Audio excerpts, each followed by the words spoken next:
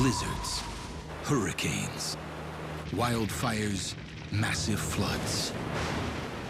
Hellish destruction that can only be caused by one phenomenon: the shutdown of the world's ocean currents.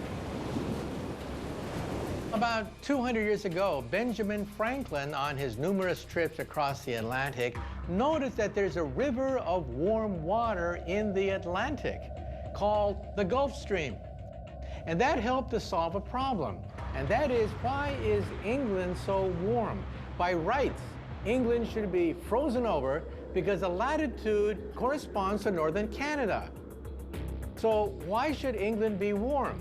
Well, warm water from the Caribbean is taken across the Atlantic and it warms up Europe. If you were to inhibit the motion of this circulation because you've turned off the conveyor belt, suddenly you've got a very drastically different climate scenario. All of that heat is being kept in the lower latitudes, and all of the cold, dense water is being kept up in the northern polar regions. And you basically just shut down this moderating effect of the ocean conveyor belt.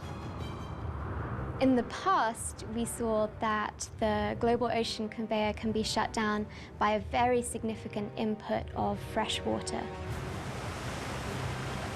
About 12 to 13,000 years ago, the continental ice sheet that was covering most of North America began to retreat. Now you've melted this ice cap, you've got a lot of fresh water that's suddenly able to flood out into the North Atlantic, and it slowed down the global conveyor belt significantly.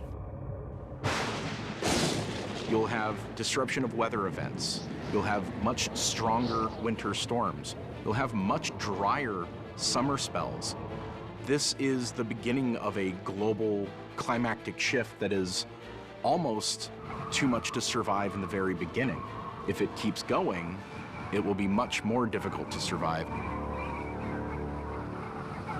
66 million years ago, a massive asteroid hit Earth and killed off the dinosaurs. What if the same size rock struck the planet today?